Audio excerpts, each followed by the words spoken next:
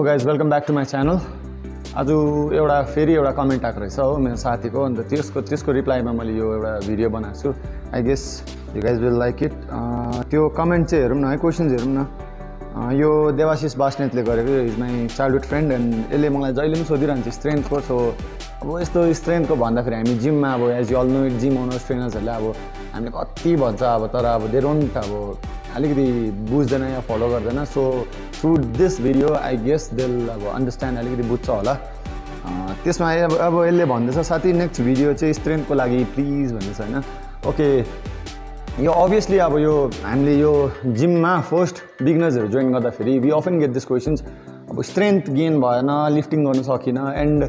यो अब how to gain a strength in your body, अब इन यर फिजिक। अब त्यो फिजिक बनाउनुको लागि you need to have strength so that you can progress your अब लिफ्टिङ स्किल एन्ड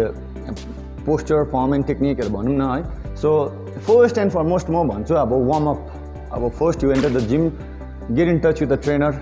एन्ड अब हाम्रो यो जिममा ट्रेनिङ छ, अब आउँछ युट्युब हेऱ्यो गऱ्यो, म त्यो उयोलाई पनि नकार्नु सक्दैन, नराम्रो भन्दिनँ, द्याट इज गुड। बट आएर ट्रेनरसँग मजाले फर्स्टमा काउन्सिलिङ बात गरेर गफ गरेर उनीहरूसँग बुझेर बडी टाइप बुझेर वर्कआउट गरेको राम्रो। एन्ड फर द अब रफली भनौँ न, अब एउटा सजेसनको हिसाबमा भन्यो भने weight training, body weight training, फर्स्टमा आफ्नो बडी वेटलाई लिनु सक्नु पऱ्यो। अब हाम्रो ह्यान्ड स्ट्रेन्थको, लेगले, कोर, इनफ्याक्ट कोर। सो फर्स्टमा म सजेस्ट गर्छु warm up, whole body warm up, every day मजाले वार्मअप गऱ्यो। सो द्याट वार्मअप गरेपछि तपाईँको मसल पनि रेस्पोन्स हुन्छ। And the thing is first is go for तपाईँको अब पुसअप, पुलअपहरू पनि अब भन्छ इट लुक्स इजी, अब त्यो बडी वेट ट्रेनिङ त हो भन्छ, बट त्यसको इन्जरी धेरै हुन्छ। पुलअप्सहरूको, पुसअपहरूको इन्जरी धेरै आउँछ। एन्ड राइट फर्म एन्ड टेक्निकको लागि ट्रेनरसँग कन्सल्ट गर्नुहोस्, आफ्नो ट्रेनरलाई सजेसन माग्नुहोस्, क्वेसन सोध्नुहोस्, why every time why has to come up. And pushup गर्नुहोस्। ओके, पुसअप गर्दाखेरि म फर्स्ट भन्छु, फर्स्ट डेमा जाँदाखेरि okay you give a 5 pushup for 1 set, first सेटमा। So rest for a while, then go for another pushup 5। ज्यादा नजानुहोस्, किनभने form and technique ज्यादा मिलेको हुँदैन आफ्नो बडीलाई। अब आफ्टर कति ले अफ, कति अब वर्कआउट नगरेको मान्छेले अचानक आएर गर्दाखेरि अलिक साह्रै पर्छ। So first go for body weight training, and त्यसमा आउँछ पुसअपमा आउँछ। Pushup go for 3 sets, 3 to 4 sets, 5 को रेप्सले या 6 को रेप्सले गर्नुहोस्। अरल्स then after that you can go for pullup, त्यो पनि आफ्नो बडी वेट तान्नु हो। एन्ड पुलअपमा आइम प्रिटी स्योर अब मेजोरिटीले अलिकति तान्नु सक्दैन। फर्स्ट डेमा they will pull it up and later on अलिकति बिग्रिँदै जान्छ, किनभने अब त्यो उसले आफ्नो बडी वेटको स्ट्रेन्थ, त्यो पेन सपोर्ट गर्दैन त्यो मसलले। सो अब त्यसको अल्टरनेटिभ, त्यसको सब्स्टिट्युट वर्कआउट पनि छ, पुसअप गर्नु सक्नुहुँदैन। You can improve your pushup strength by doing bench press, डम्बलले गर्नुहोस् बेन्च प्रेस, लाइट वेटले हाई रेप्स जानुहोस्, देन बारबेल हाम्रो बेन्च प्रेस गर्नुहोस्। That will be the alternative for your pushup. And for the pullup त्यसको alternative छ lat pull down, wide ग्रिपमा या आफ्नो सोल्डर वेटको ग्रिपमा ल्याग पुल डाउन गर्नुहोस्। ल्याग पुल डाउनमा प्रोग्रेसिभ बिस्तारै लोड गर्नुहोस् वेटलाई। That will help you gain strength for your आफ्नो बडी वेट तान्नु, बडी वेटलाई पुस गर्नु। That is one thing. Okay, अब सेकेन्ड पोइन्ट आउँछ। सेकेन्ड पोइन्ट आउँदाखेरि चाहिँ म भन्छु कम्पाउन्ड मुभमेन्टमा फोकस गर्नुहोस्। कम्पाउन्ड मुभमेन्टमा आउँछ मोर देन, अब कम्पाउन्ड मिन्स अब activation, use of more than 2 joints. अब तपाईँले त्यो वर्कआउट्सहरूमा आउँछ जुन चाहिँ त्यो स्क्वाड आउँछ, तपाईँको स्क्वाड भयो, तपाईँको बेन्च प्रेस भयो, तपाईँको अब अरू लेग प्रेसेसहरू छ, स्क्वाड, तिनीहरू सबै कम्पाउन्डमा आउँछ। कम्पाउन्ड मुभमेन्ट धेरै छ, त्यो कम्पाउन्ड मुभमेन्ट गर्नुहोस्। तर म what I would suggest is compound movement, master that compound movement, that means त्यो कम्पाउन्ड मुभमेन्टलाई पर्फेक्सनमा ल्याउन सक्नुहोस्। कम्पाउन्ड मुभमेन्ट गर्दाखेरि चाहिँ तपाईँको होल बडीको मसल एक्टिभेट हुन्छ, प्रायः ज्यादा 80% मसल एक्टिभेसन हुन्छ। अन्त त्यो इम्प्रुभ हुँदाखेरि चाहिँ that will lead your body to gain more strength for next lifting, अरू लिफ्टिङ, अरू वर्कआउट्स पर्फर्म गर्दाखेरि चाहिँ कम्पाउन्ड मुभमेन्टले हेल्प गर्छ। And for to that I would suggest master त्यो कम्पाउन्ड मुभमेन्ट चाहिँ हुनु चाहिँ अब एभ्री पर्सनको अलिकति रङ अलिअलि हुन्छ, तर you need to correct that. And मेरो पनि म वर्कआउट गर्दाखेरि कोही बेला कम्पाउन्ड मुभमेन्ट गर्दाखेरि अलिकति रङ हुन्छ, एडमिट द्याट। त्यो एडमिट गरेर त्यसलाई पर्फेक्सन गरेर त्यसलाई मास्टर गर्नु चाहिँ that will be our work inside the gym to like what we go for gym. अब why we go for inside the gym and workout, त्यो चाहिँ त्यो अब मास्टर द्याट कम्पाउन्ड मुभमेन्ट। अर्को आउँछ थर्ड पोइन्ट आउँछ कन्सिस्टेन्सी। हाम्रोमा अब कन्सिस्टेन्सी हुनैपर्छ। लाइक अब आज जिम गयो, एक्सपेक्टेसन्स भन्दा ज्यादा चाहिँ आफ्नो प्यासनले जित्नुपर्छ अब एक्सपेक्टेसन्स इज लाइक आज जिम गयो आज वर्कआउट गर्यो भोलि गर्यो it will go for 1 week or 5 days त्यहाँबाट स्ल्यागनेस आउनु भएन आफ्नो डिप्रेसनमा पस्नु भएन लाइक अब चेन्ज भएन इम्प्रुभ भएन स्ट्रेन्थ गेन भएन and body transformation so called transformation भएन त्यसलाई चाहिँ अलिकति साइडमा राखेर patience and consistency will give you obviously it will lead you to a success and gain more strength consistency every day त्यो compound movement तपाईले गर्दाखेरि तपाईको बडीले एडप्ट गर्छ फर्स्ट डेमा your body will get into अब ट्रमा एउटा सकमा पस्छ like what he is doing के गरेको यसले अब आफ्टर लङ ले अफ यत्रो वर्षको केही नगरेको एक्टिभिटी नगरेको बडीलाई अचानक जिममा गएर तपाईले परफर्म गर्दाखेरि अलिकति सकमा जान्छ बडी एन्ड अनइजी पनि फिल हुन्छ विथ द्याट रेस्पोन्स गरेको जस्तो लाग्दैन एन्ड फर द्याट गर्नुहोस् कन्सिस्टेन्सी राख्नुहोस् एभ्री डे चाहिँ तपाईँ जिममा गएर परफर्म इट सिरियसली एन्ड कन्सिस्टेन्सीको पछि आउँछ seriousness inside the gym yeah giving only 1 hour मलाई जिममा आउँछ क्लाइन्ट्सहरू आउँछ फर्स्ट डेमा आउँछ 2 घन्टा जिम गर्दा हुन्छ अब दे कान्ट इभन अब हामीले गरायो भने उनीहरू 15-20 मिनट टिक्नु नसक्नेहरू 2 घन्टा आउँछ दे जस्ट उनीहरू डाइरेक्ट गएर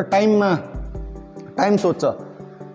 तर त्यो टाइम म्याटर गर्दैन टाइम यस्तो कुरो हो तपाईँको आधा घन्टा फर्स्ट दिनमा 15 मिनट्स तपाईँ एक्जस्ट भयो 15 मिनट्समा एक्जस्ट भयो लेट इट बी 15 मिनट्समा एक्जस्ट भयो फर टुमरो तपाईँको बडीले एडप्ट गर्न थाल्छ it go for half an hour then 1 hour and 1.5 hours is enough I guess 1 hour is enough serious वर्कआउटमा 1 hour is enough for your body to त्यो load लिनु त्यो टेन्सन लिनु त्यो मसल ब्रेकडाउन हुनुको लागि चाहिँ 1 hour इज इनफ म चाहिँ त्यो सजेस्ट गर्छु as a beginner as a intermediate and advance लेभलमा गएर एन्ड त्यो अलिकति इन्हान्स एथलिटहरूलाई अलिकति उनीहरूले दिन्छ 2 घन्टा 2.5 घन्टा पनि दिन्छ no offence to that so I would suggest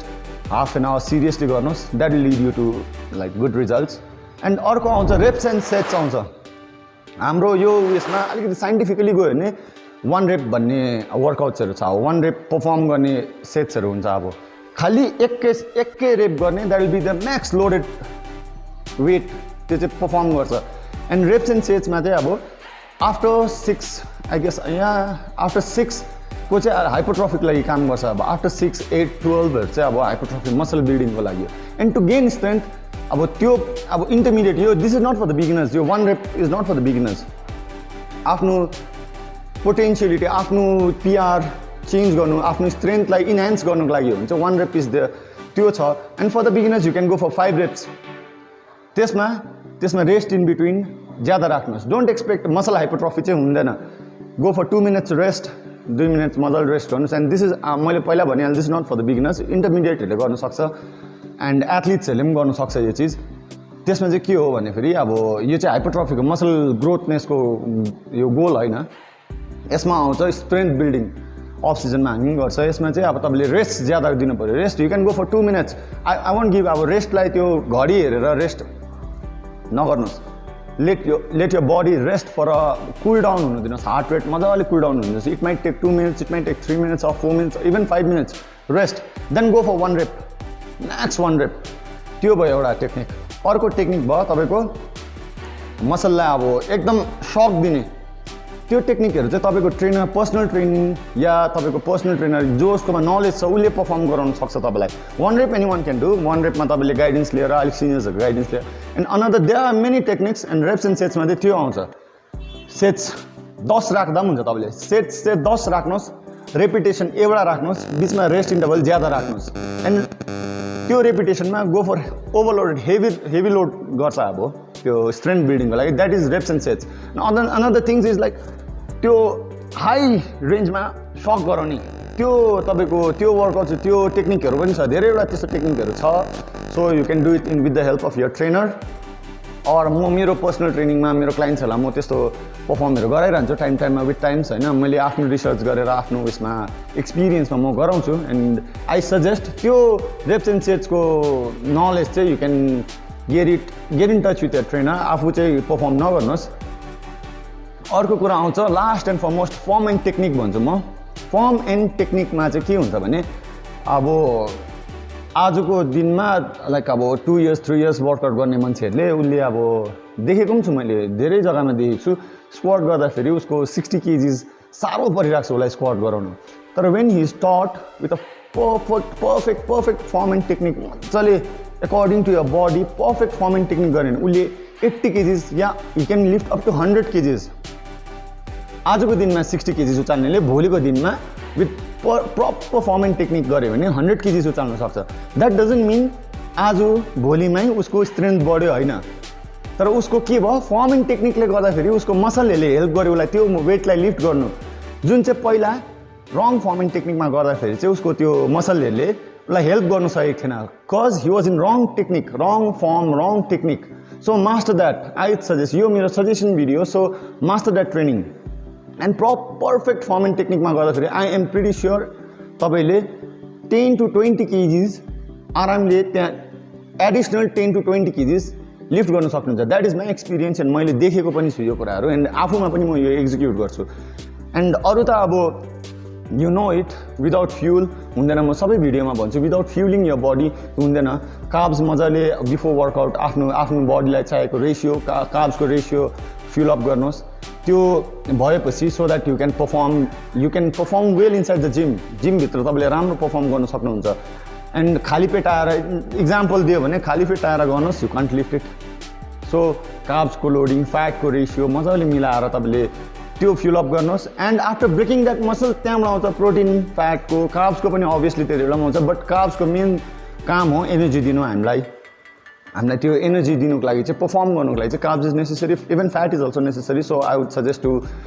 अब कभर अप गर्नुहोस् आफ्नो बडीलाई त्यो रेसियो दिनु ट्राई गर्नुहोस् एन्ड आज मेरो त्यही सजेसन थियो and I hope this will help you guys thank you